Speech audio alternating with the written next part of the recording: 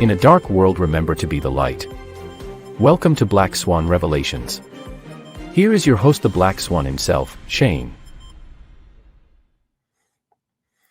All right, we're not going to go very long today, but I thought I would make a quick video, talk a little bit about the FBI that is currently under fire on the day 3 of the judicial the hearing of the assassination attempt of Donald Trump. So we're going to be talking a little bit about that.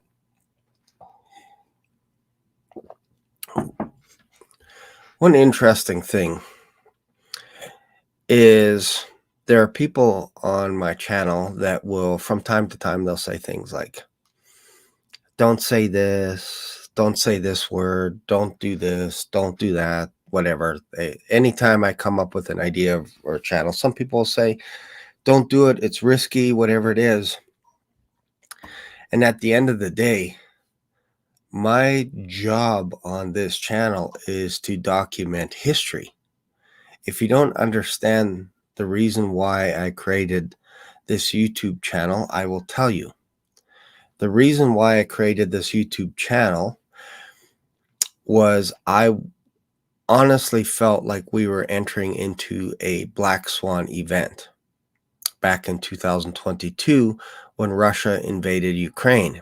And I thought I should document this because what tends to happen is sometimes footage gets manipulated, footage gets edited, footage gets lost.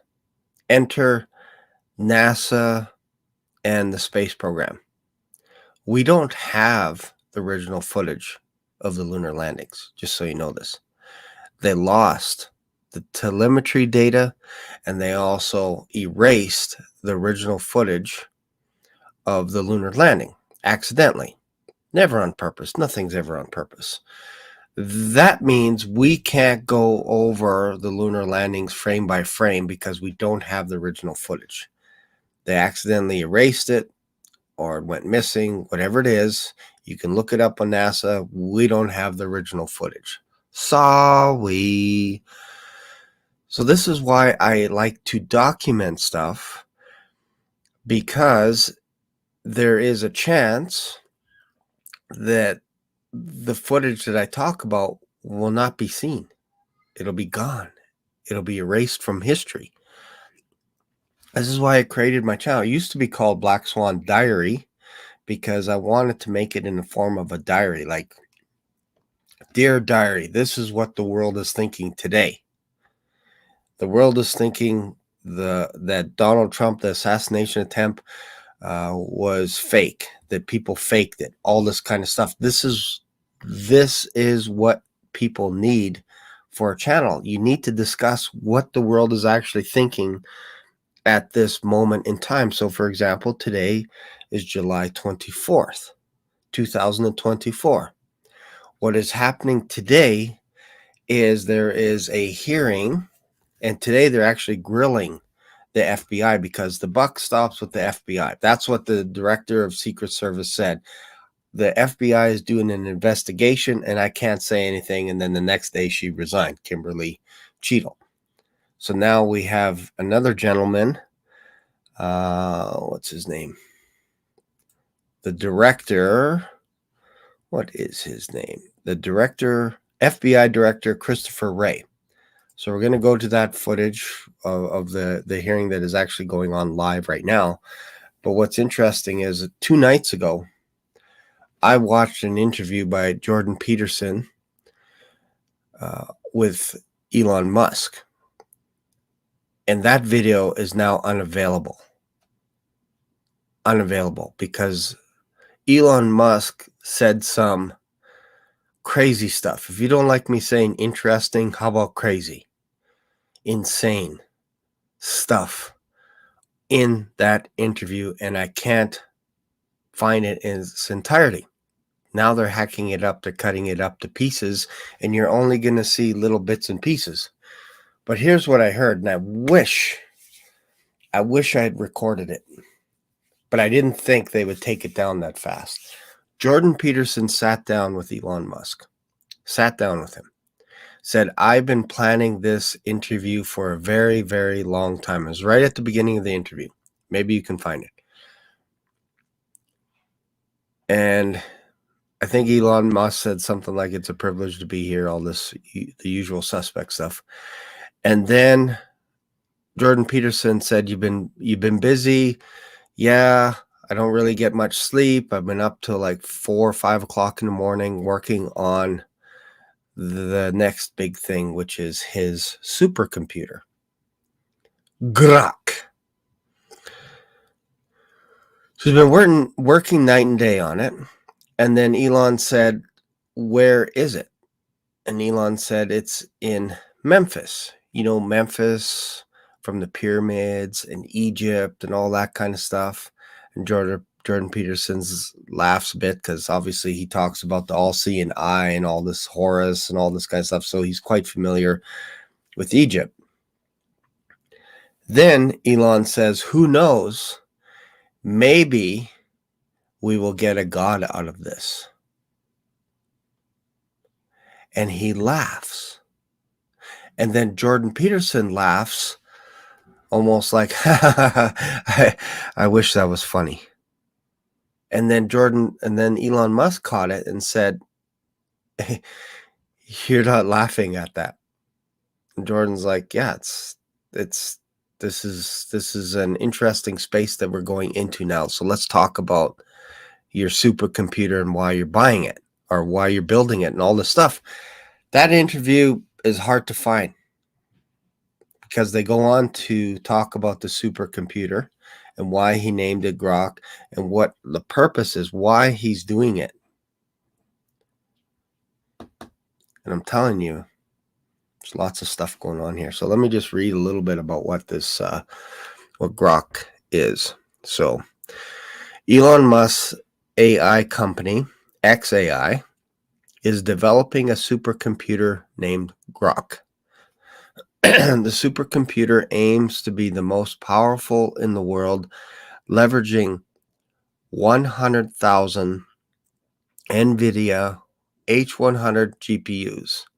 Grok is designed to support xAI's advanced AI systems, including its chatbot, also named Grok, which launched November 2023 as a computer to OpenAI's as a competitor to OpenAI's ChatGPT. So there was a disagreement on the direction. Elon Musk said that the people that he was working with on OpenAI weren't taking it serious. So he decided to take it serious himself to the next level. And he's going to build the first supercomputer. And I predict that it's launching sooner than later. They are talking about October, November. I'm thinking August, September. Lots of stuff are rolling out. In regards to the world of AI, I think it's in preparation of Donald Trump becoming the president of the United States, the 47th president. And I made a video a few months ago, I believe, talking about what is the significance of 47, all this kind of stuff. And I don't know if it was taken down, but I can't find it on my channel. So I'm going to have to dig up my archives and see where it is, because I was pretty sure, unless I was in a parallel universe, that I made a video on the number 47.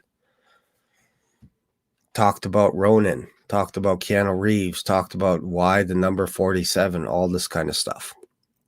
And of course, Donald Trump is going to be the 47th president. So that interview, if you can find it, I would encourage you to watch the whole interview between Jordan Peterson and Elon Musk and take notes, because it could disappear forever.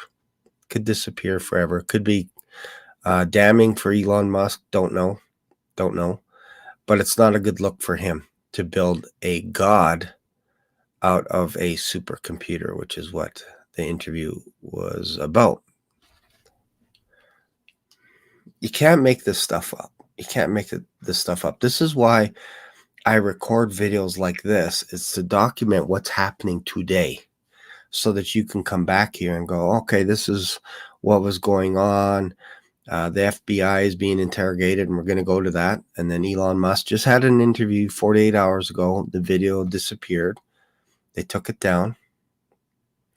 And hopefully it'll come back up again. Maybe it's on Jordan Peterson's site now, because I think he has rights to it. But I'm telling you, when they start doing stuff like this, they will only show you little bits and pieces of what they think you should see. This is the beauty of going live and recording stuff, because there's no going back. This is why I think Candace Owens also is developing a bit of an interest going live, because she said it herself. There's nothing like going live in front of people and risking the idea that your channel could be canceled at any moment's notice just for saying the wrong thing. There's something about that, something about going live. That's not the only reason why I go live. I like interacting with my audience if you guys have questions or whatever. But again, if you're telling me to stop documenting, that's not going to work. So I would probably rephrase the question. If you're like, stop talking about Black Swan events, don't do it. Well, you're actually on the wrong channel.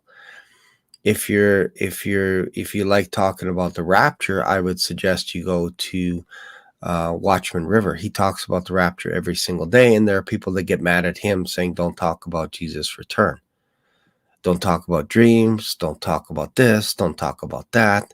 It's just, everybody has a right to your opinion. What I would suggest to you, if you don't like me talking about Black Swan events, because I believe the assassination attempt July 13th is a Black Swan event, and since my channel is called Black Swan Revelations, I talk about Black Swan events until I'm blue in the face.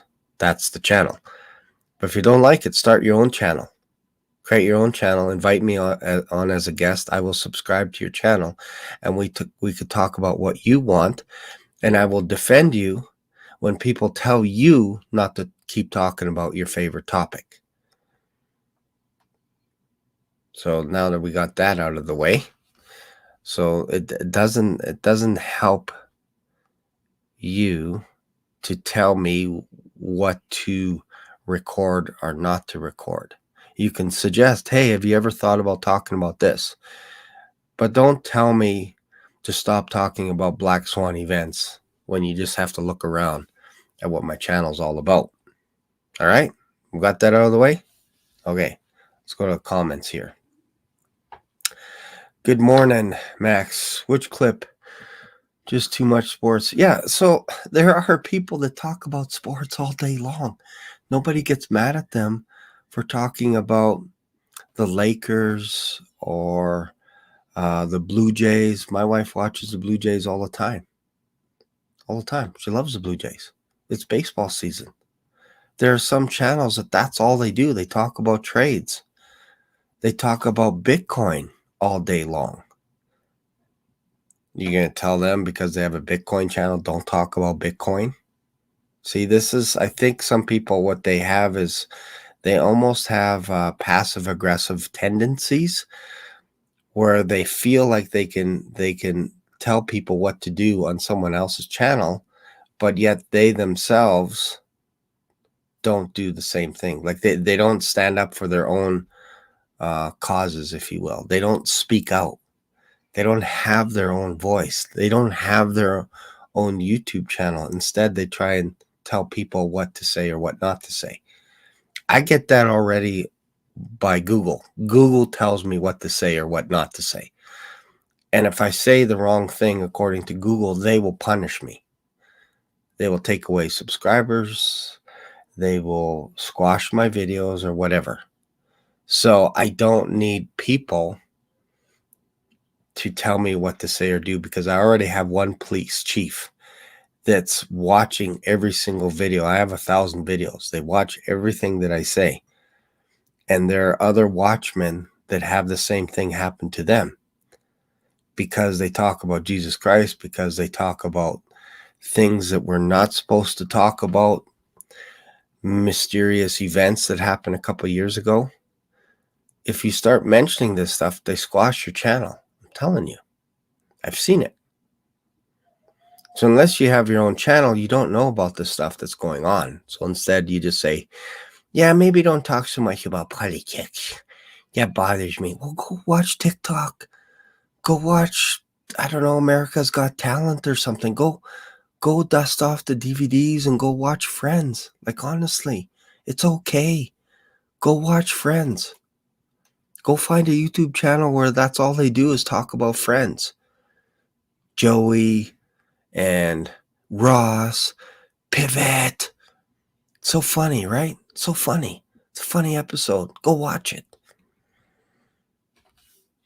All right. So which video clip are you talking about, Mr. Max? Where's the Jordan Peterson and Elon interview, Shane? I can't find it. Exactly. That's what I'm telling you. They took it down. It's hard to find it. Now you can only find clips. I would suggest start on Jordan Peterson's channel and then look at it there. In fact, let's go have a look. Let me just have a quick look. Police chief, Calgary cops have nothing better to do. Yeah, exactly. Mormon show called The Chosen. Mormon show. Yeah, there you go. I get it. That's funny. Okay, so let's go to this FBI being grilled. Let's see what they have to say. And like I said, this isn't going to be a marathon video today. I'm going on holidays on Friday. And so we'll see. I'm going into a province where there's very little coverage when it comes to the internet. It's strange, man. I'm telling you. For some reason, the satellites hit the border of Manitoba and they hit the border of Alberta and they just kind of get a little fuzzy. It's like they go around Saskatchewan because there are certain pockets in Saskatchewan, even if the land is flat like a pizza pie, there are places you can't get internet coverage. Like you need boosters and all kinds of stuff. We used to stand on top of vehicles to try and get cellular coverage. Like, it's horrible. And the idea that all these satellites still carry video footage and all this kind of stuff, please. There's so many pockets in Canada that you can't get internet access. Why? Because they don't have the cell towers up. Everything is line of sight. We know this. You go into the mountains, which is like half an hour from where I am.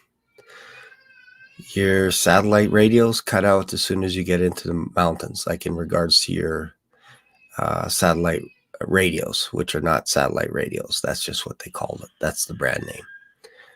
But they cut out. So anyways, that's not what this video is about. We're going to go and we are going to, yeah, it's interesting. They probably are doing something weird with Elon. All right, so let's go to this FBI thing here. We'll watch a little bit of it here.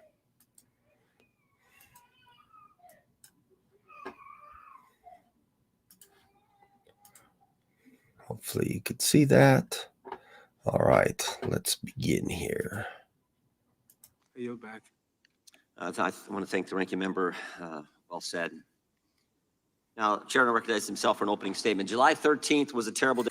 This guy, Jim Jordan, this guy's one of my favorites, by the way. Day for America. We all agree spirited debate, fighting for what you believe in, are part of what makes this country the greatest nation in the world. But the First Amendment and robust political debate are not consistent in any way with violence. What happened in Butler, Pennsylvania was a tragedy that took the life of a good man, Corey Compertor, leaving a wife without a husband and 2 daughters without a father. Others were injured, and of course, former President Trump, by the grace of God. All right, just to give you a little bit of a backdrop on the director of the FBI, Christopher Wray. He was appointed by President Donald Trump and confirmed by the Senate on August 2nd, 2017. Wray previously served as an assistant attorney general in charge of the criminal division during the George W. Bush administration and has extensive experience both in government and private legal practices. So this will be very interesting. Let me just find something real quick here.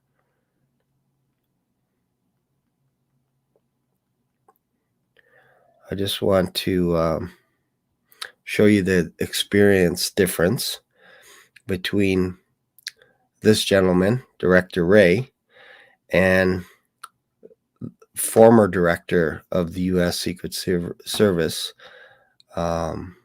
Kimberly Cheadle.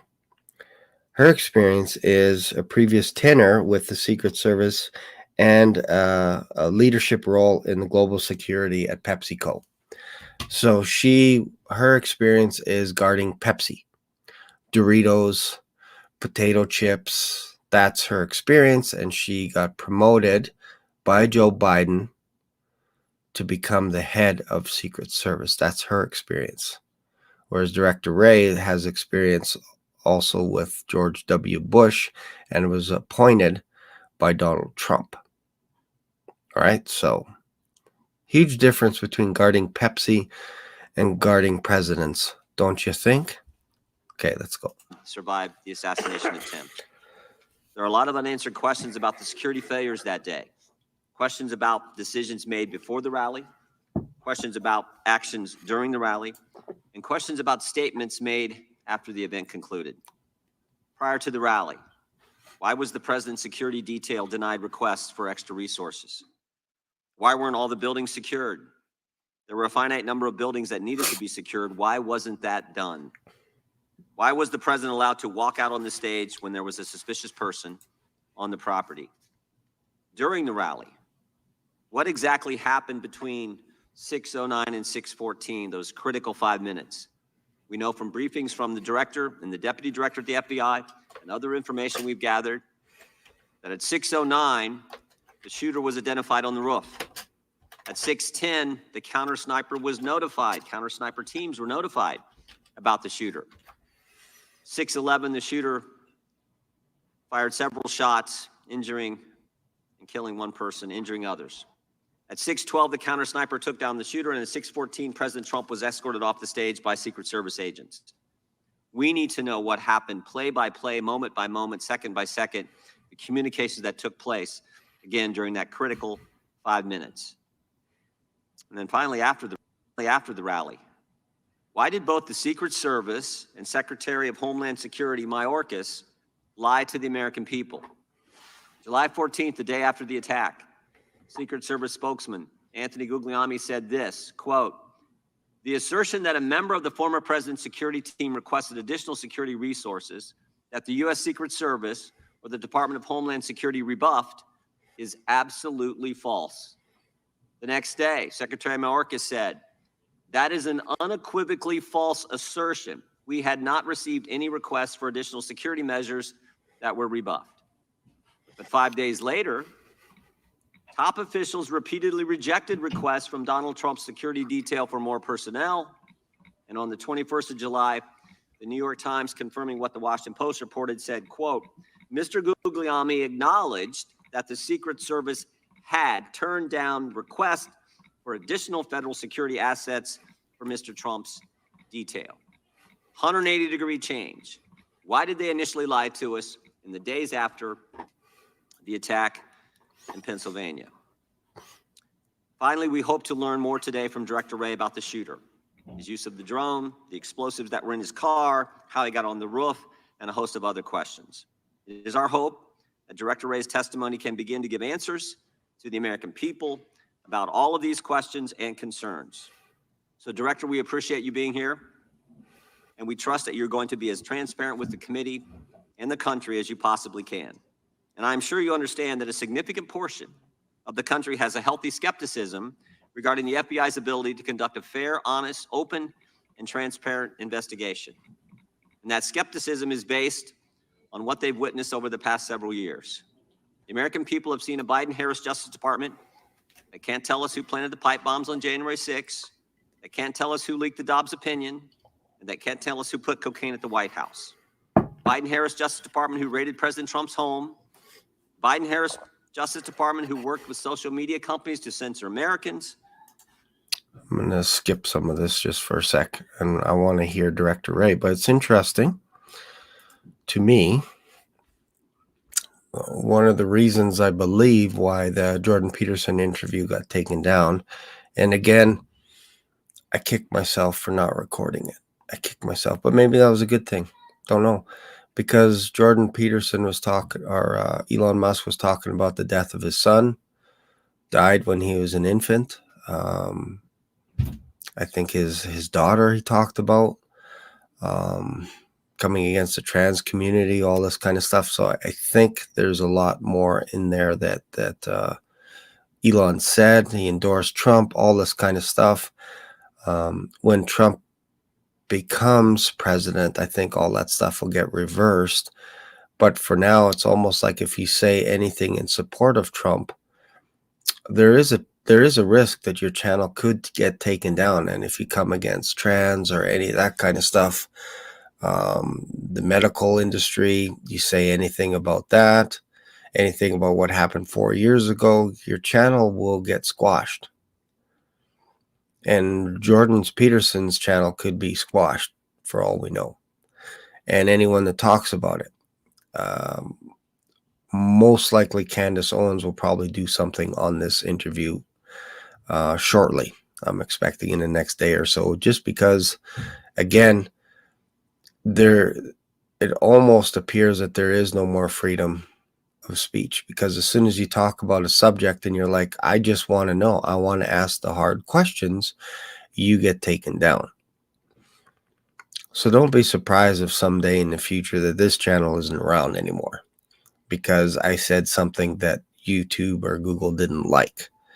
Because I'm telling you, it's getting stricter and stricter, more strict. All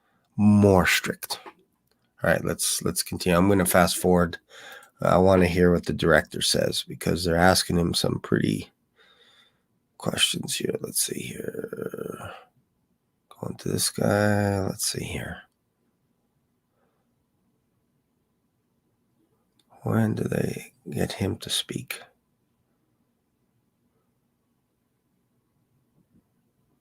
Wow, that's like a half an hour almost. Okay, here we go, right here. Let the record affirm. Let the record reflect that the witness has answered in the affirmative. Thank you, and please be seated.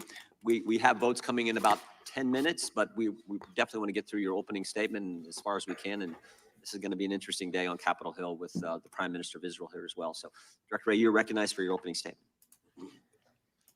One thing to note as well, and I said for the past couple of days, it's not a good idea to bring the Prime Minister of Israel here. I feel for his safety because there is no director of Secret Service right now. They have to have a new person in place, and Joe Biden has stepped down. He's still running as the president, but Kamala Harris is happy. She's excited. She's laughing, all kinds of stuff. We're still not sure if Joe Biden's alive. Like, let's just be honest. We're not sure.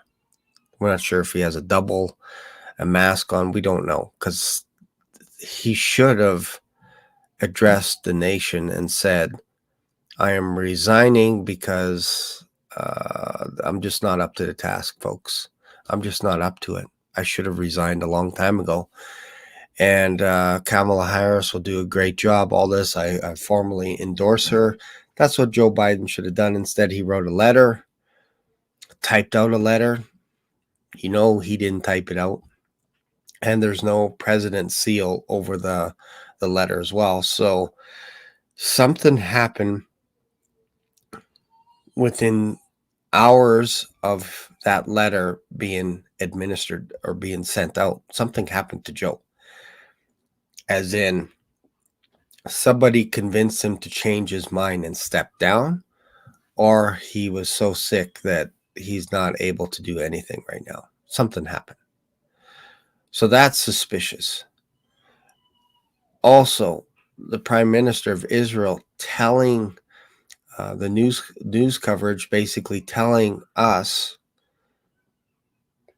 whether it's Americans, Canadians, anyone in North America, telling us when he's arriving, which hotel he's staying at, which roads are going to be blocked off on the way to the Congress today. It's ridiculous. It's ridiculous. You're not treating the Prime Minister of Israel with the utmost respect and safety.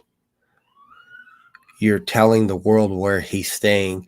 You're telling people hate him. People are thinking that he's a war criminal on U.S. soil. There's bounties on his head. And that's why I asked the question yesterday morning. Do you feel that America is safer today than it was on July 13th? And I would argue with you that it is not. I would propose to you an argument that it is not safer, that you guys are more vulnerable today than you were on July 13th. You just didn't know it before. Now you know it. This is why I said over and over again that July 13th is a Black Swan event. When you're in a Black Swan event, you don't know it until you come out of it, and then you look backwards in time and you go, oh, we should have saw this coming. Assassination attempt, then this, then this, then this. All the breadcrumbs will be there. But when you're in the Black Swan event, you can't see it. You can't see it. That's part of the DNA of a Black Swan event. The first thing is you don't see it coming. It's highly improbable.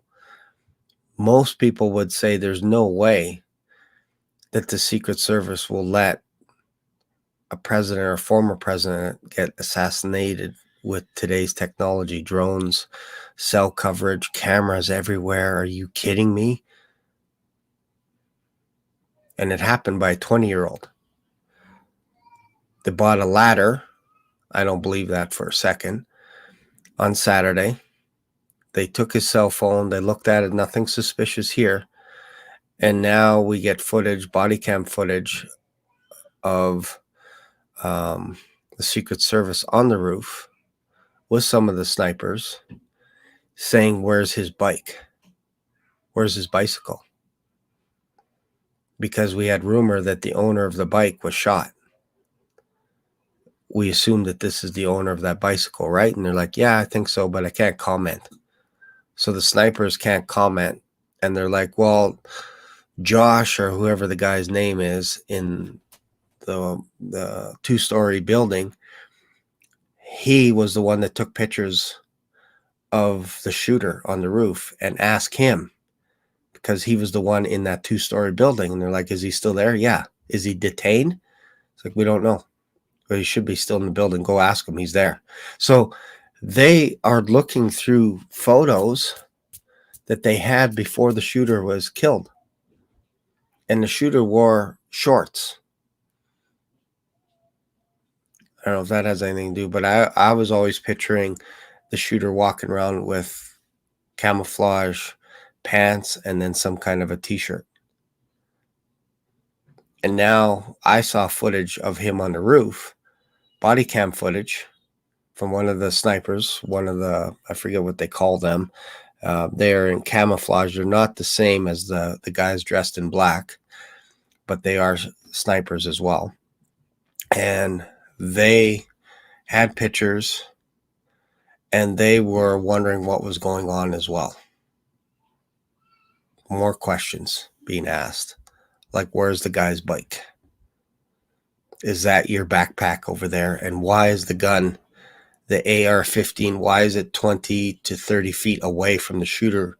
Did he get shot in the head where his head basically disintegrated and he threw the rifle 20 feet away? Because that's what we're seeing on the body cam footage. And I recorded it. It's not for the faint of heart, but I recorded it and I have it on my computer because I didn't want it to disappear. So I have that, and maybe I'll show it someday. But they block out the shooter's face, but you can tell he's bleeding and all this kind of stuff. Like, you can tell exactly where he was, but it's weird that the gun is 20 feet away. Lots of stuff, right? Like, I'm telling you, I'm not just a guy that watches one video from someone and then has my opinion. I don't even have commentary in my Bible. You got to understand how I think. I don't want people telling me how to think and what to do, what to say. I go the opposite way if you tell me something. That's in my nature. You tell me this, and I think part of that is also our makeup of our body. Paul talked about that in Romans 7. You know, when I want to do good, this happens. I find all of a sudden I want to do evil. It's almost like that when you tell me something, you say, don't talk about politics. I will talk more about politics. Not just spite, but this is the makeup of my channel. There's lots going on here that if you don't have time to watch all this stuff, it's not easy watching all this stuff and skipping through interviews and playing it back, making notes and watching it from different angles. I don't like watching stuff like this. I don't get a rise out of it. It disturbs my spirit. But somebody has to tell the story. You know, I don't watch news as in general. But when something like a Black Swan event happens, I'm all over it. And this is a Black Swan event. This is why I'm documenting it. This is why I'm talking about it. I mentioned Elon Musk and Jordan Peterson. That interview is going to be very difficult to find now because he's talking about transgender. He's talking about Donald Trump endorsing him. He's giving $45 million a month to Trump. He's building the world's first supercomputer. Who do you think that supercomputer is going to endorse in November? You think I'm kidding, right? Think I'm exaggerating. September is going to be a different world. It's not going to be the same as what we're in today. So you get lots of watchmen that are like, I'll be surprised if we're here in September talking about a rapture. I would too. I'd be very surprised. A lot of heat coming against pre-tribbers. A lot of heat, man. Calling us liars, Satan worship. I've been called a liar, a Satan worshiper.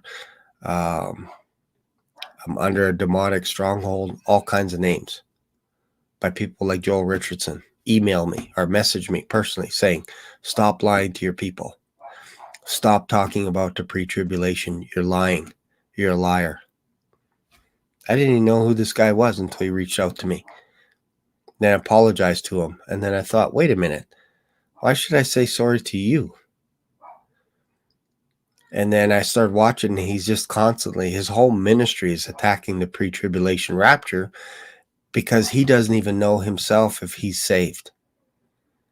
He said it. I watched probably more videos of Joel Richardson than you have. I watched a lot to make my assessment. He doesn't know he's saved. He said it. He's not convinced that he could lose his salvation, that he might lose his salvation on any day. You can't convince him otherwise, is what I'm trying to say.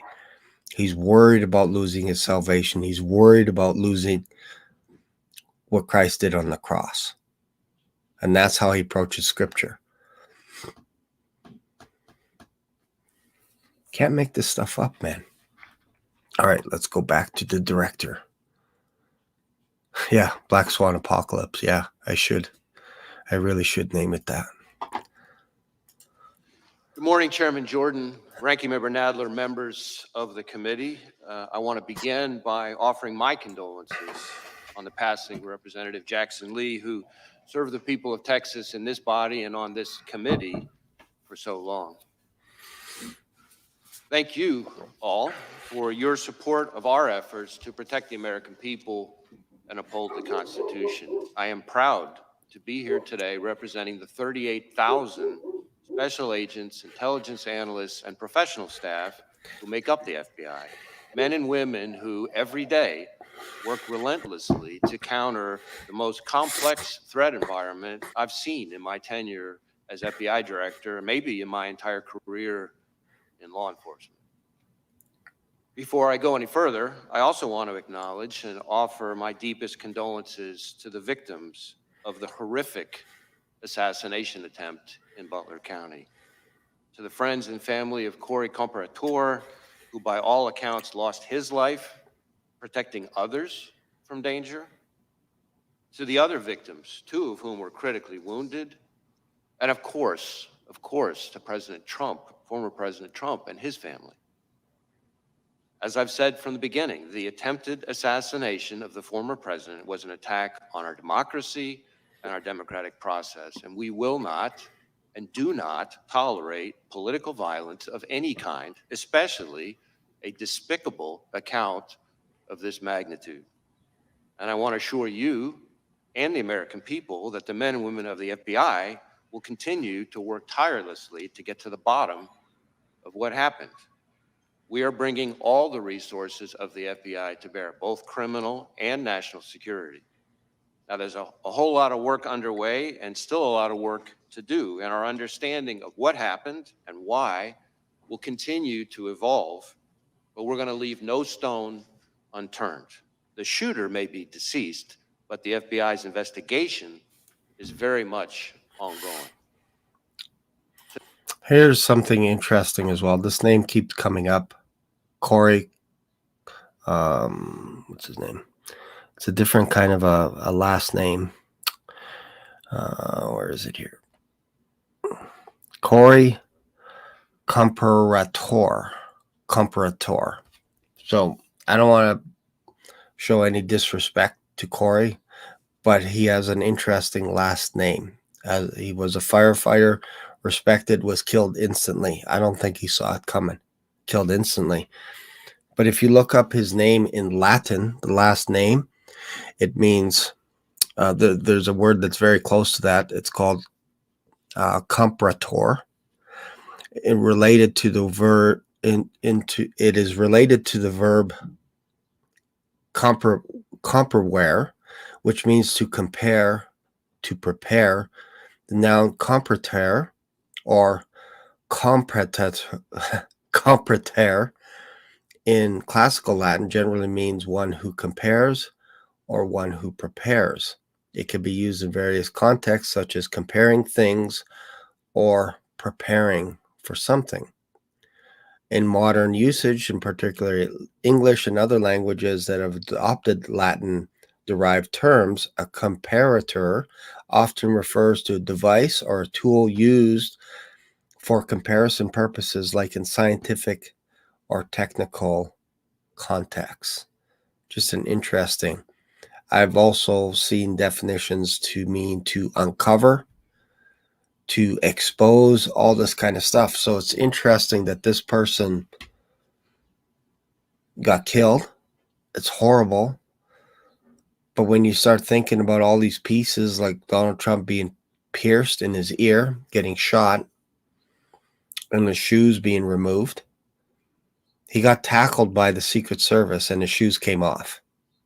They didn't take it off. I've had people comment and say they took it off because of his heart. Like, do you see how people get crazy on stuff? He got tackled and his shoes fell off. And I saw one footage of the Secret Service tossing one of his shoes to the side, and the other shoe was left on the stage. You can go look it up yourself. That tells me he didn't have his shoes on. I think it was divine, because it's interesting when you go into the Old Testament, Joshua showed up in Canaan and an angel met with him, which I believe is a Christophany of Jesus Christ. And Joshua said, "Who are you for? You for me or against me?" And the angel said, "I'm neither. And take off your shoes, because the place you're standing is holy ground." Donald Trump's shoes basically got knocked off his feet when he got tackled. And he's like, "I need my shoes. I need my shoes." It's almost like, I need my dignity. I need my dignity. And yet this is a miraculous event. Like he should be dead right now. He said it several times. So you can't deny that he should have been killed. We're talking about less than an inch. Something to think about. All right, let's continue with this guy here. To that point, I also want to acknowledge that I recognize both the congressional and the public interest in this case and the importance of this investigation to the American people. And I understand there are a lot of open questions. So while the investigation is very much ongoing and our assessments of the shooter and his actions continue to evolve, my hope here today is to do my best to provide you with all the information I can, given where we are at this point.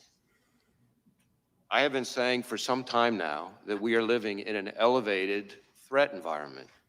And tragically, the Butler County assassination attempt is another example, a particularly heinous and very public one, of what I've been talking about. But it also reinforces our need at the FBI and our ongoing commitment to stay focused on the threats, on the mission, and on the people we do the work with and the people we do the work for. Every day, all across this country and indeed around the world, the men and women of the FBI are doing just that, working around the clock to counter the threats we face. Just in the last year, for example, in California, the FBI and our partners targeted an organized crime syndicate responsible for trafficking fentanyl, meth, and cocaine all across North America.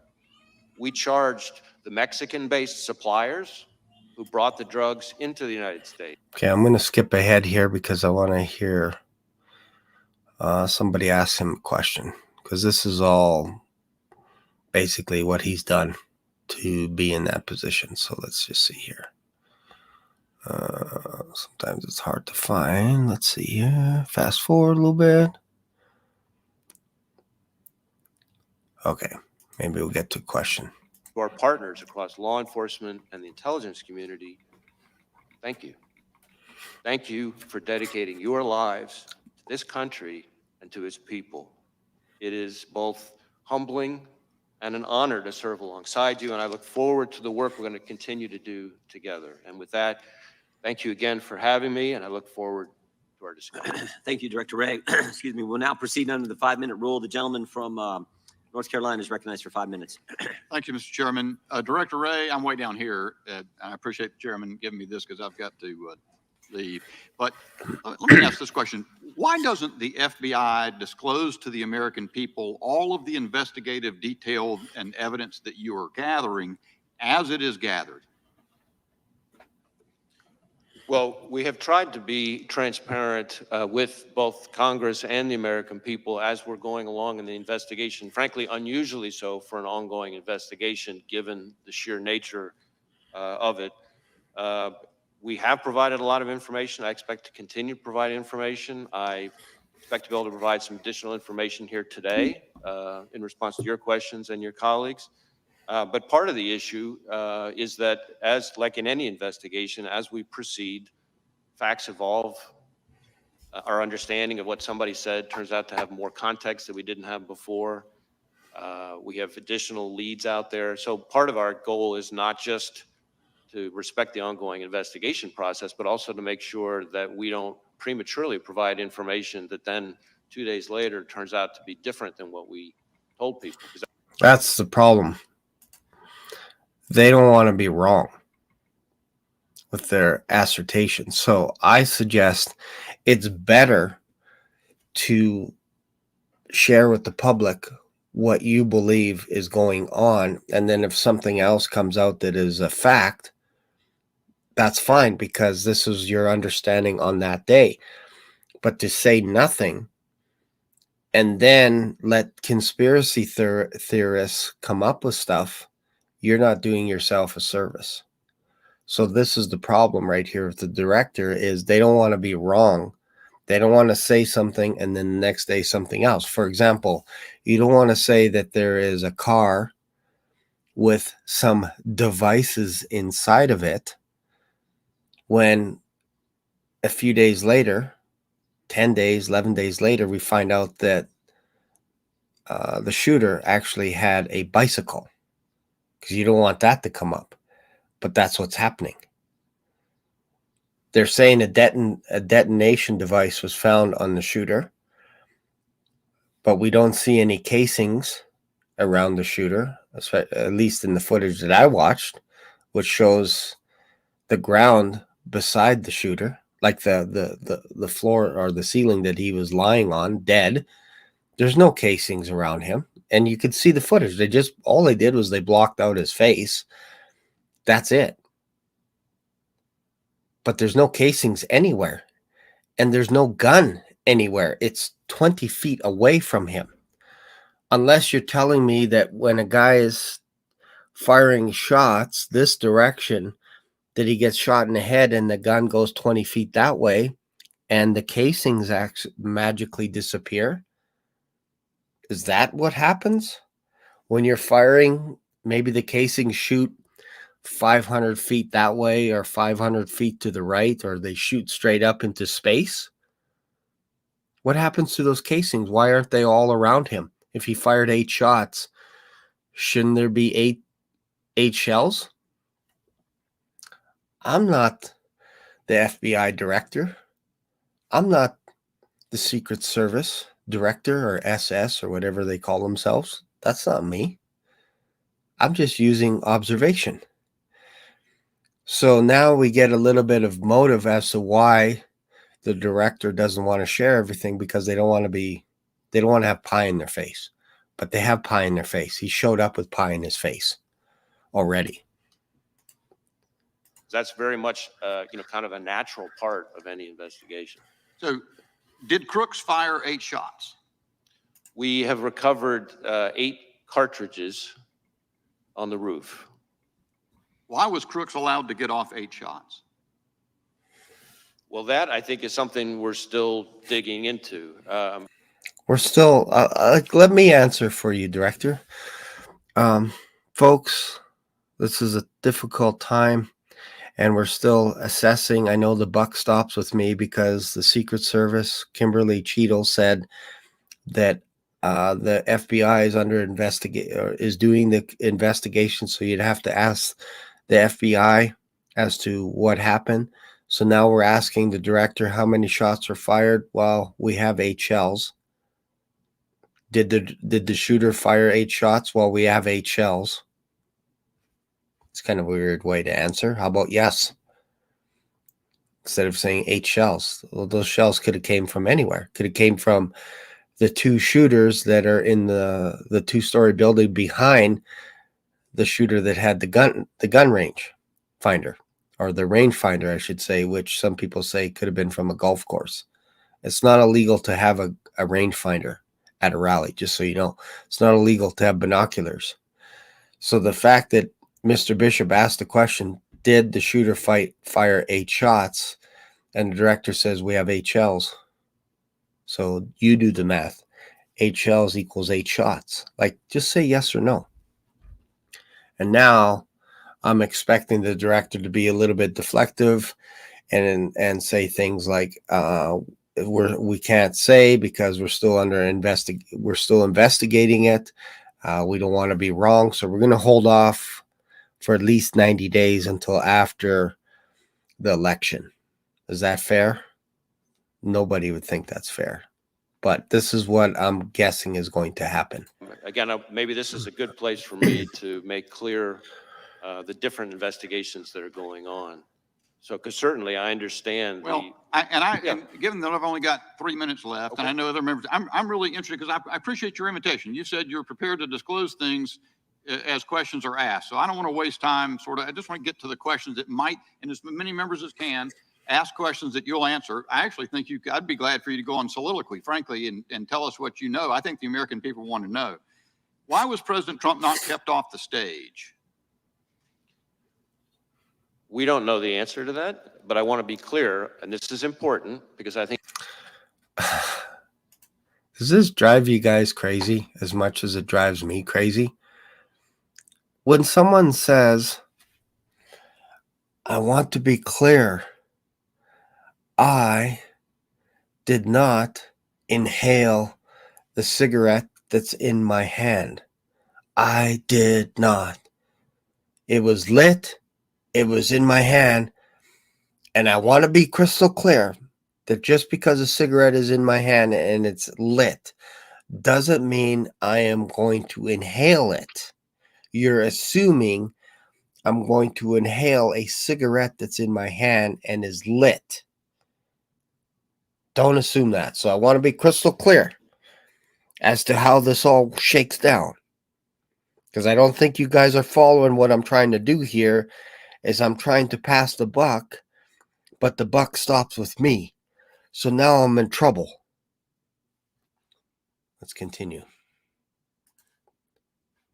I think it goes to questions that I can and cannot answer. Our investigation, the FBI's mandate, is focused on the shooter and all things related to his attack. Now, obviously, I understand very much the intense interest and I understand you're taking 3 minutes to not answer the question.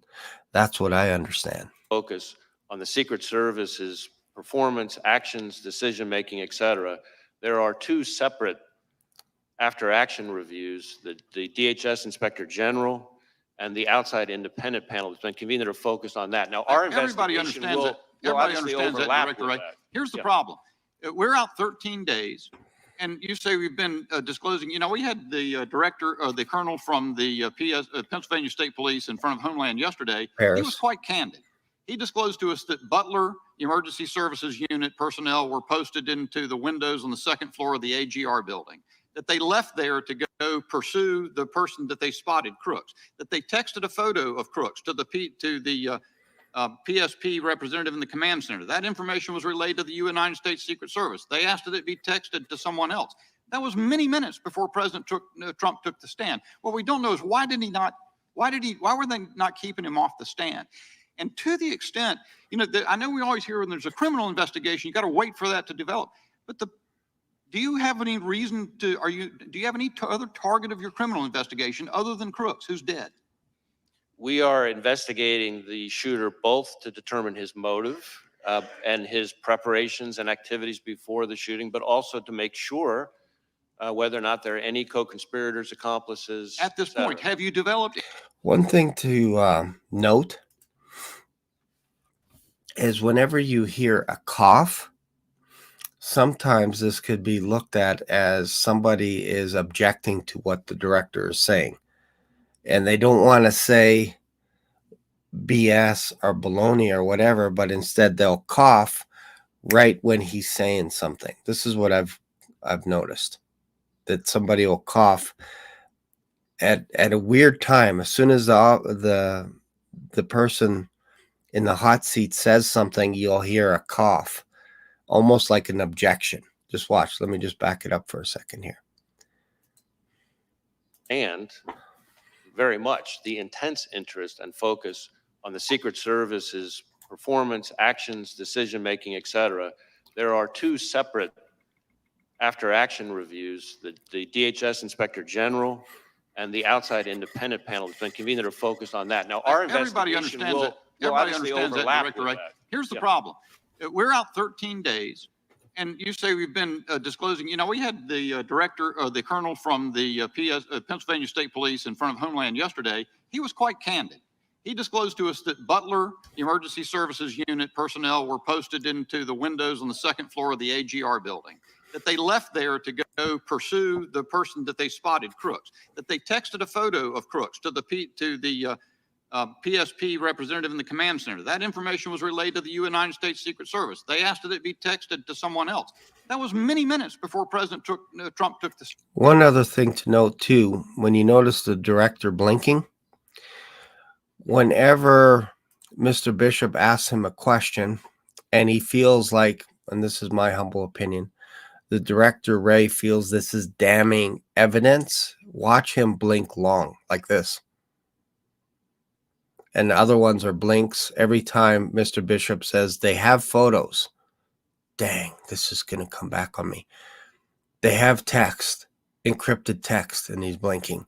And then when something is damning, it's like, oh, why am I here? Why am I alive today?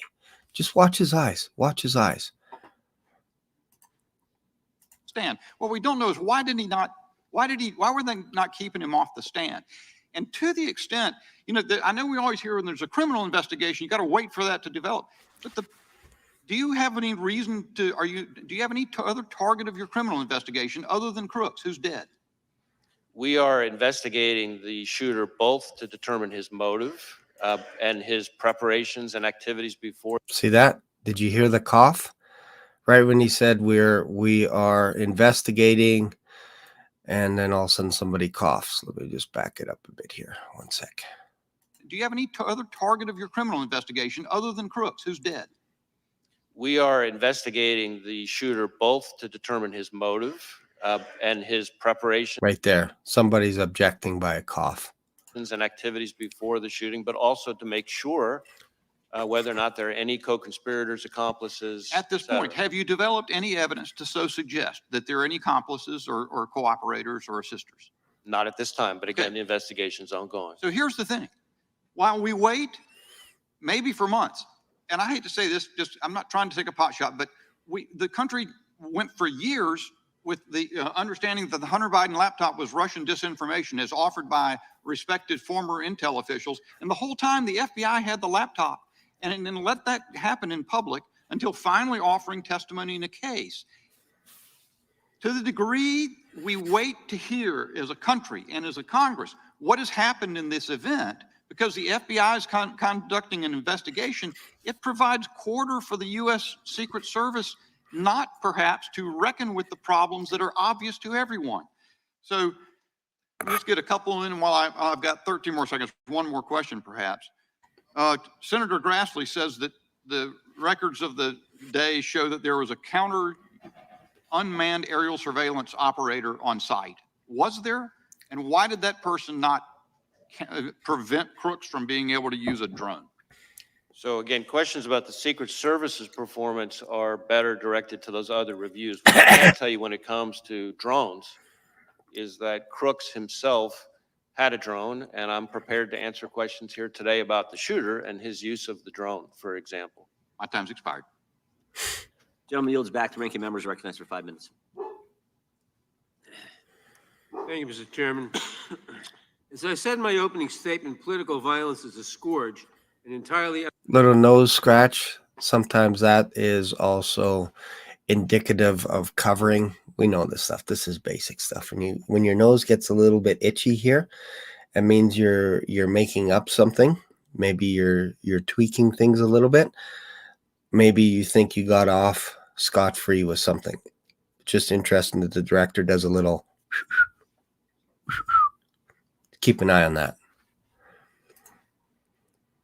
Unacceptable, no matter the source or the target. Last time. And just back it up so you can see the little nose scratcher.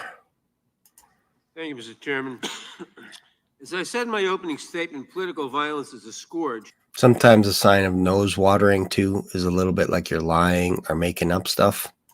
And entirely unacceptable, no matter the source or the target. Last October, far-right conspiracy theorists broke into Nancy Pelosi's home and bludgeoned her husband. Prominent Republicans mocked the attack and promoted conspiracy theories about it. Last August, an armed Utah man who threatened to kill President Biden was killed as FBI agents attempted to serve a warrant on him. Okay, I'm going to skip a little bit because I want to hear a question. I want to hear a question here. It looks at this relationship between rhetoric and action and what you are seeing around the country. So I appreciate the question, and this is an issue that I've been talking about for some time. In our view, there is a right way and a wrong way under the First Amendment to express your views, no matter how passionate or even angry you are. And violence and threats of violence is not the right way. And we don't care what you're upset about or who you're upset with. When, from the FBI's perspective, when it turns to violence and threats of violence, that's when we have to draw the line. That's when we get engaged. And there is an alarming phenomenon that we've seen over the last several years of that kind of passion and heated rhetoric turning into actual violence and threats of violence. We've seen it against public officials of all sorts. We've seen it against law enforcement. The number of officers shot and killed in the line of duty in this country is frankly outrageous and alarming. And I know that because every time an officer is shot and killed anywhere in this country, since the day I started as FBI director, I personally call the chief or the sheriff to express my condolences and to talk to them about the victim's family. And the number of those shootings that are ambush related, meaning somebody is targeting law enforcement because they're law enforcement, is particularly alarming. I have made around 400 of those phone calls. It's almost every 5 days that a law enforcement officer is killed in the line of duty. And that is an example of the kind of ways in which passions and heated rhetoric can bubble over into violence. Thank you. Members of Congress, their families, and their staffs have witnessed an alarming rise in threats against them. I appreciate the work your agency has done to investigate and address these threats, but I'm concerned that we do not seem to be stemming the tide. What is the FBI doing to ensure that members of Congress, their families, and their staffs are safe? So we have a very close relationship with the Capitol Police. Just one thing to note as well. As I mentioned earlier, I feel that the Prime Minister of Israel is at risk. This is probably the highest risk level for an attempt on his life. And right now there are Palestinians that are protesting outside the Congress, outside Washington State, if you will, the capital, where Prime Minister Netanyahu is supposed to speak tonight. Not sure what time it is, but there are protests. And again, it's not illegal to protest, but there are people that really don't like the Prime Minister of Israel. And again, I asked the question yesterday, do you feel it's safer in America today than yesterday? This is a high-risk maneuver, and I don't understand it. Maybe somebody in the comments would understand why the Prime Minister needs to be here when there is no Director of Secret Service right now. And while these are going on, you now have the Director at this hearing all day when he should be overseeing the protection of the Prime Minister of Israel instead of being here. And I understand it that he's here, but there's also someone else that is here on American soil that needs to be protected. So yeah, something's weird, man. Police, and we have members of the Capitol Police, for example, who are on some of our task forces. We share intelligence information about things that we're seeing, trends that we're seeing with Capitol Police and others in law enforcement. Obviously, if we have specific information about an effort to target a member of Congress, then we're getting with Capitol Police in a much more specific way. But those are some of the things that we're doing. Thank you. Now, Director, your office is leading the investigation into the attempted assassination of Donald Trump. Republicans in Congress, including members of this committee, have repeatedly called for defunding the FBI. What impact would defunding or even just limiting your funding have on the FBI's ability to conduct this and other investigations? So I understand that there are heated views, opinions about us, just like there are about every institution in today's America. But cutting our funding is incredibly short-sighted, and the people it really hurts are state and local law enforcement and the American people we're all sworn to protect. Thank you. During my remaining time, I want to turn to a different matter. In recent days, Republican members of Congress have attacked presumptive Democratic presidential nominee Kamala Harris as a, quote, DEI candidate, which presumably is code for women and person of color. It's not a new theme for them. In May, Chairman Jordan wrote to you claiming that because of DEI initiatives, the FBI is no longer hiring. Okay, I'm going to skip through this. I want to hear a question towards the FBI director.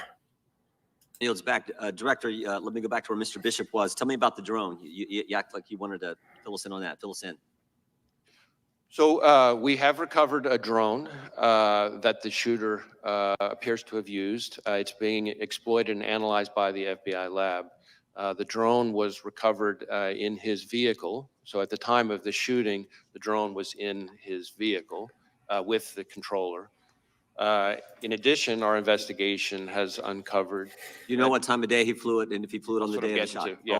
So a question that I would ask, now that we're assessing the idea that the shooter had a drone, I've heard reports that the shooter had a detonation device in his hand or beside him as he got killed. They found a detonation weapon. How about this? How about that was for the drone? is it possible to have a remote unit for the drone? Just spitballing here. And I'm hoping that this will come up that he had a bike, because this will be important as well.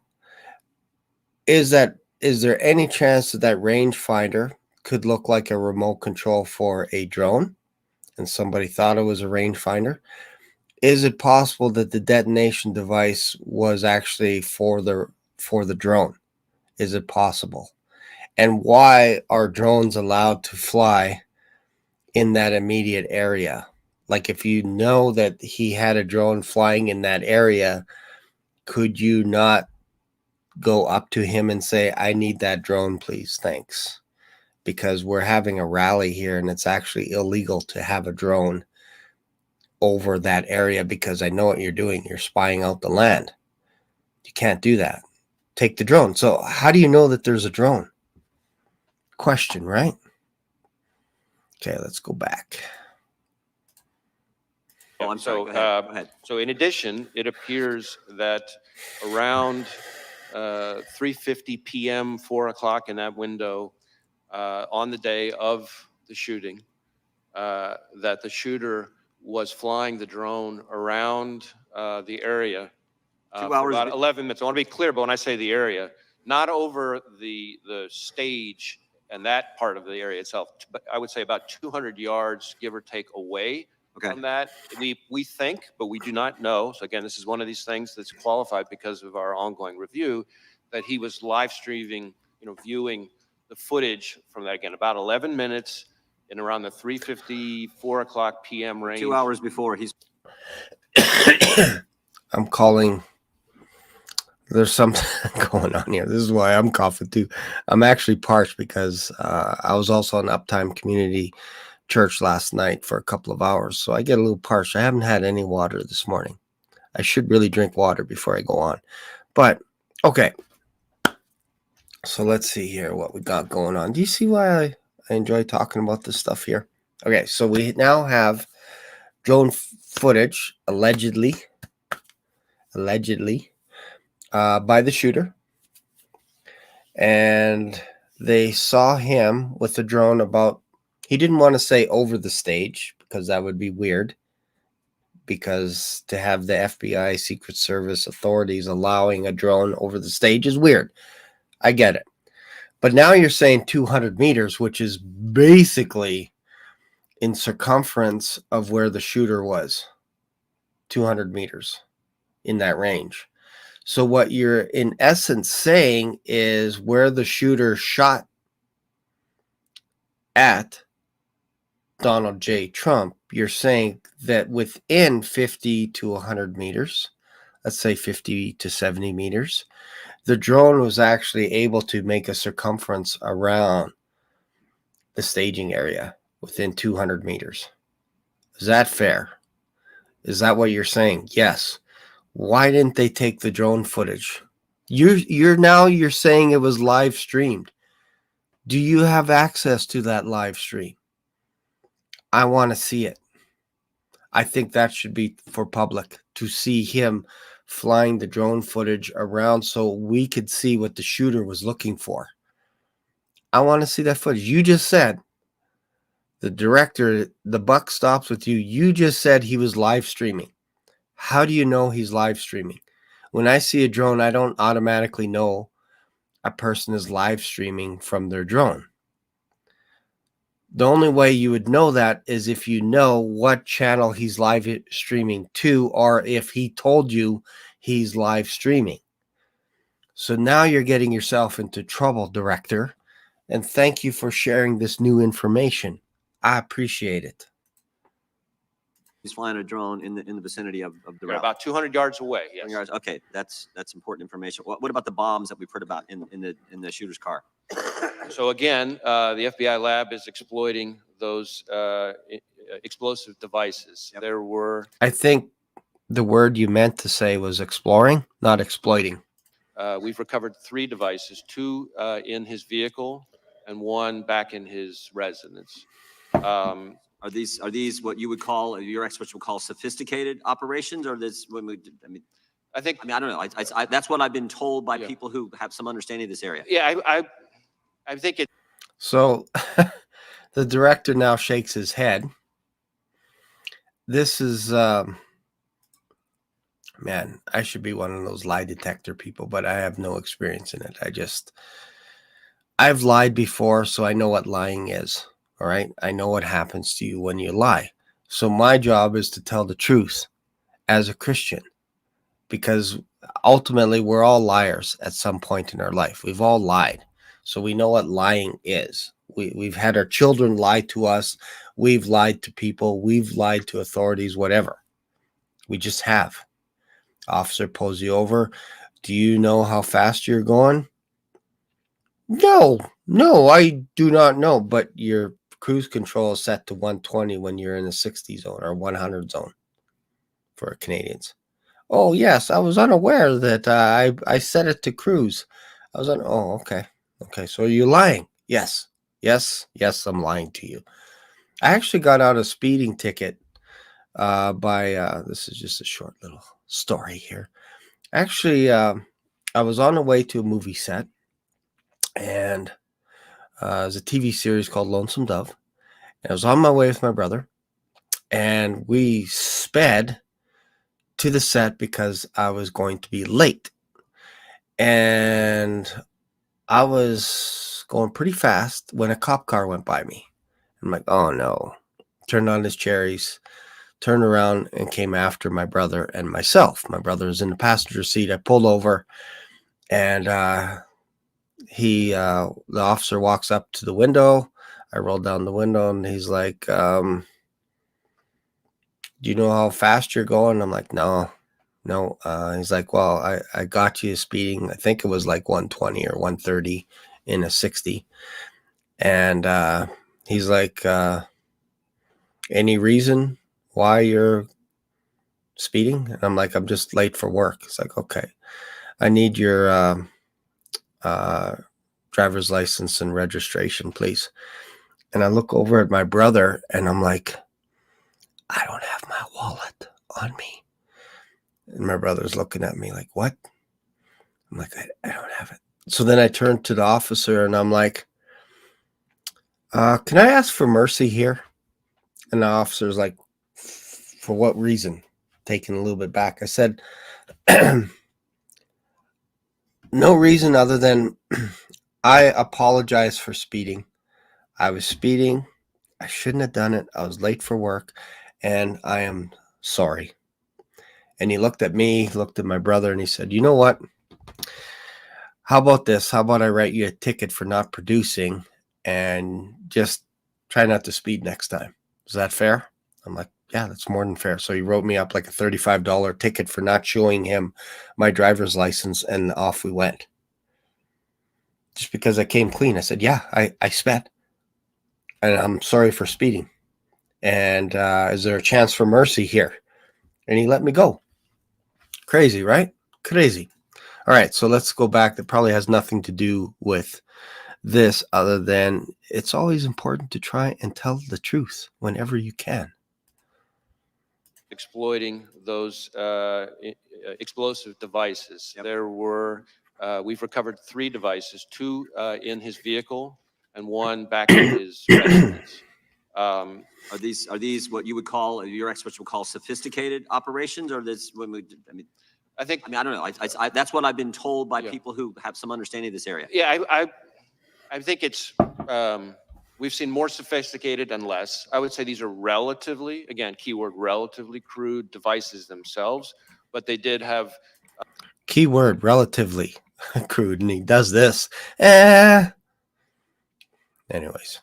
The ability to be detonated remotely. And so to that point, in addition to the 2 devices that we recovered out of his vehicle, there were receivers for those 2 explosive devices with the devices. And then on the shooter himself, when he was killed by law enforcement, he had a transmitter with him. Now, I do want to add one important point here, is at the moment, it looks to us, again, ongoing review, and I can't say that too many times.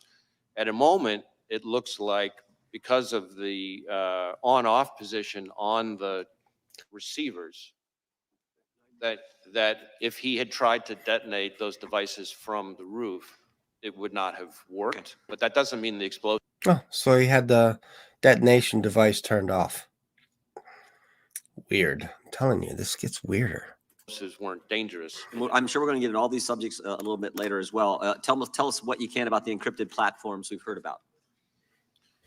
So This will be interesting because the director of Secret Service was known to actually have encrypted messages on her personal phone, not necessarily on her Secret Service phone. And the question was asked to her before she resigned, why did you have personal encryptions, like encryptions, apps on your phone to communicate during the day of the shooting, the day of the rally, of the attempted assassination attempt of Donald Trump? Why did you encrypt messages on your personal phone?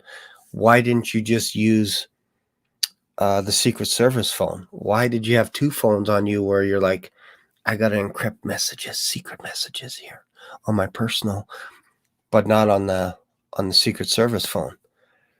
This was news to us. We didn't know that that's what was going on. So now I'm glad. And again, Jim Jordan is one of my favorites. I like this guy. He's a straight shooter. So now we're going to learn about these encrypted devices that they use during a rally. And I'm hoping Jim Jordan, not to be mixed with Jim Gordon from Batman, the Commissioner Gordon.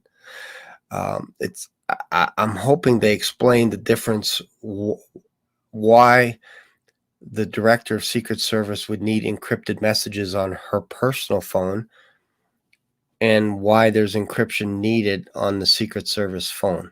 Like, what's the reason? I don't care if it's right or wrong. I just want to know why do they need encrypted messages? Who are they worried about getting these messages out to? Like, who's going to see these messages? Is it an acting body like this, a hearing? Is this why you encrypt messages, so that you can't be incriminated? What's the reason for encrypting messages? I think that's fair. So, one of the things that we're drilling into hard with the shooter, in an effort to try to learn more about his state of mind, his motive, his ideology, his context, everything else, is to look at all of his devices, any social media accounts he had, et cetera. And one of the things we've learned in finally getting into his phone, which was also a significant technical challenge from an encryption perspective, but in addition, once we got on the phone, it turned out he was using some encrypted messaging application. And again, the same question relative to the bombs. Was this pretty sophisticated? Or? So what's interesting is the director of Secret Service, Kimberly Cheatley, had an app on her personal phone to deliver encrypted messages to someone. Let's call it suspect A. The shooter had a phone that had an encrypted app on his phone. I'm guessing a little bit here with that's, I'm leaning in that direction with what the director, Ray of the FBI, is saying, that they found a phone on him. So the phone, my basic level 1 understanding of phones are they don't come out of the box encrypted. You have to have an app on your phone in order to send encrypted messages, like WhatsApp or something. You can actually have WhatsApp set up where when you send a message, it dissolves afterwards. And I think that happens on Instagram. When you play a video, sometimes the video disappears afterwards. You can't watch it again. So I'm leaning on the side that the shooter did not have a Secret Service phone. I'm leaning on that. I'm leaning on the side that he had a personal phone with an encrypted app on it. And we know from the testimony of Kimberly Cheadle that she had a personal cell phone that had an encrypted app on it. And apparently so does the shooter. So now you start thinking, did she communicate with the shooter? Like, why did she need to use her personal cell phone in an encrypted format? And who is she talking to? I would like to know who she's talking to during this event, because she never came there. And sometimes I find it interesting that she didn't go to the event, because sometimes what happens with criminals is if they're stealing something, they don't always want to show up at the scene of the crime the next day. They want to get as far away as possible. It's strange that Director Kimberly Cheadle resigned, right? Like, we're onto something here. So I'm interested to hear what Gray is saying. And Jim Gordon is onto this guy. Or is this is the kind of the norm you see with folks like, similar situation? How would you On describe this subject, I would say this has unfortunately now become very commonplace, and it's a real challenge for not just the FBI, but state and local law enforcement all over the Tell me exactly the scope of, does the scope of your investigation include what I call that critical 5 minutes from when the 6:09, when this is based, I think, on information you've given to Congress, 6:09 when the shooter's identified on the roof, and 6:14 when President Trump is ultimately escorted off, and all that happens, the shots that take place in between there. Do you have access to the communications that were going on at the time in that critical 5 minutes? So our investigation, when you say scope, our investigation includes that time. Yes or no would be a good time, or good way to answer this question. Yes, we do. We have access to all communication leading up to the assassination attempt of Trump, and after. We have all that stuff. But he's not saying that. He's explaining it. Time frame, although focused again on the shooter himself. I understand. And that. The Now, shooter's as involved part in of that. He's obviously involved in that time frame. Correct. And as part of that, as part of our focus, our investigation of the shooter and the attack, of course, we are interviewing law enforcement from the scene, because those are some of the most significant witnesses, and we're obviously getting access to their materials and that kind of thing. And the Secret Service has been fully cooperative. You have access to the communications that exist there. That exact question, as I sit here at the moment, I don't know the exact answer to that question. Yeah, so he's now dodging. I hate to say it, but he needs to be fired. But I know that Secret Service has been cooperative with us. The Congress would like access to those communications as well. I mean, not just that 5 minutes, although I think that's the critical time frame. There's lots of communications we'd love to have access as well.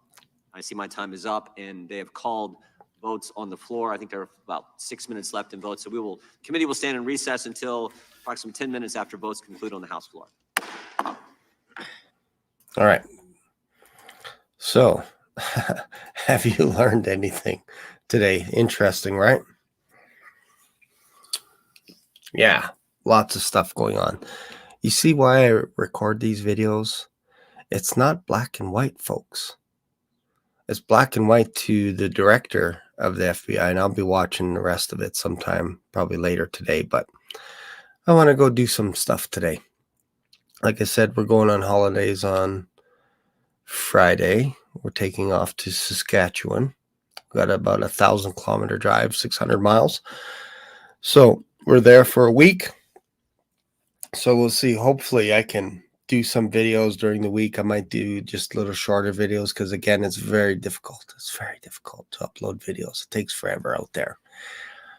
So, but I will make another video tomorrow, and that'll probably be my last video for a couple of days, unless they're shorter videos. But for live, I'm trying to see if perhaps I can have someone cover for me this Sunday to do a live show. I want to continue at the Rev 5, but I might have some special guests to take over the show for me. So I will see. Pray for me. Hopefully I can find some people that will do that for me. Otherwise, it'll just be little videos here and there. And again, if you find anything interesting, you can always email me, Black Swan diary2022@gmail. Hope you got something out of this. Hope you watch this this hearing and have a little notepad. We're learning some things now, aren't we? We're learning some things. I didn't know that for sure that the shooter had a drone. I heard rumors, but now we're learning that the FBI knew that he was doing a live stream, and that these phones are sophisticated. These cell phones are sophisticated, and it's common to have people have encrypted apps on their phone. It's becoming more common. So my question is, why did the director need to have an encrypted message going on during the day? And who is she talking to? I'd like to interview those people as well. Lots of stuff. She doesn't get off the hook here. I think she resigned because she was in hot water. This guy's in trouble too, the director. He knows more than he's letting on. And now I'm glad Jim Jordan's asked him questions, because there are some other people on this hearing that will ask blatant questions as well. And I look forward to that. So hopefully you got something out of this. Feel free to subscribe to this channel. Feel free to leave a comment, email me. Let me just share. Here's my email address right here. If you have anything related to this hearing that you think I need to talk about, anything new other than maybe if they talk a little bit more about the tower, that'd be kind of interesting as well, because we haven't really talked too much about the tower. Yeah, if you hear something interesting, if you find that interview with Elon Musk and Jordan Peterson in its entirety, let me know that, because I have to watch it. I have to finish it. I wished I finished it, and I wish I recorded it, because now it's very hard to find. If you also want to be a guest on my show as well, just email me at blackswanpodrequests@gmail.com. Thanks a lot for watching, and I will see you in another video. Bye for now. Black Swan Revelations here on YouTube brought you today's mind-bending journey. Dive into the discussion, your comments, questions, prayer requests, and powerful testimonies of Jesus' love are what fueled this community. Did today's episode hit home? Smash that like button. New here? Subscribe and ring the notification bell so you never miss a live stream or a video upload. Thanks for being part of today's adventure. Catch you in the next video, or maybe even in the clouds. Stay curious, stay blessed.